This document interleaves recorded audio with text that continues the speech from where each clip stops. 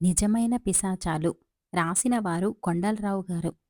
ఒకసారి శ్మశానంలో పిశాచాలకు ఒక సందేహం వచ్చింది. పిశాచాలు ఎక్కువ చెడ్డవా లేక మనుషులు ఎక్కువ చెడ్డవాళ్ళా? మనకున్న శక్తిలో ఎన్నో వంతు మనుషులకు లేదు. మనమే చెడ్డవాళ్ళం అన్నాయి కుర్ర పిశాచాలు.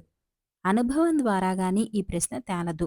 కొందరు మనుషుల మధ్యకు వెళ్ళి నిజం తెలుసుకురండి అని ఒక ముసలి పిశాచి 3 అనుభవం గల పిశాచాలను నియోగించింది.